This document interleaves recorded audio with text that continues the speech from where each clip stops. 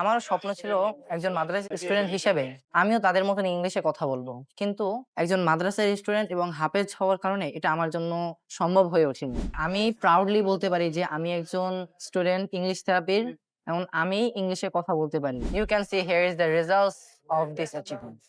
Hello everyone, how are you all? Hope you all are fit and fine. This is Nazmul Sadat in front of you.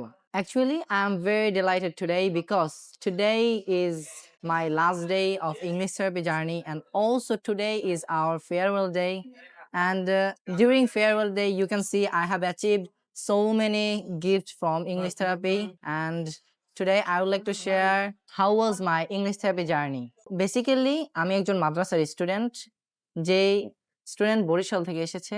আমার জীবনে অনেক বড় স্বপ্ন আছে। কিন্তু একজন মাদ্রাসা স্টুডেন্ট হওয়ার কারণে আমার ভিতরে ইংলিশের অনেক ঘাটতি ছিল। Actually I was very poor at English. আমার ফ্যামিলি অনেক শিক্ষিত ফ্যামিলি। আমি দেখেছি আমার আব্বু একজন শিক্ষক, আমার আম্মু একজন শিক্ষক। As a educated family, আমারও স্বপ্ন ছিল একজন মাদ্রাসা স্টুডেন্ট হিসেবে আমিও তাদের মতন ইংলিশে কথা বলবো। কিন্তু একজন মাদ্রাসার স্টুডেন্ট এবং হাফেজ হওয়ার কারণে এটা আমার জন্য সম্ভব হয়ে ওঠেনি। কিন্তু একদিন আমার আব্বু এবং আমার আম্মু আমার জন্য সিদ্ধান্ত নেয় আমি ইংলিশ থেরাপিতে ভর্তি হব এবং আমি ইংলিশ শিখবো। তারপর ইংলিশ থেরাপিতে ভর্তি হই এবং আমি আমার কোর্স রেগুলার করি। প্রথম I was very afraid because I couldn't speak, I couldn't understand also.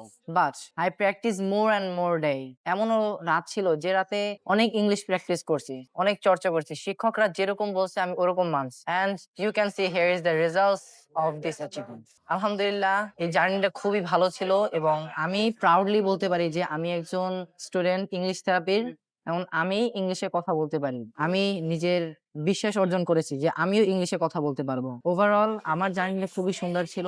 সকলে আমার জন্য দোয়া করবেন। Please pray for me, and thank you very much. আসসালামু আলাইকুম।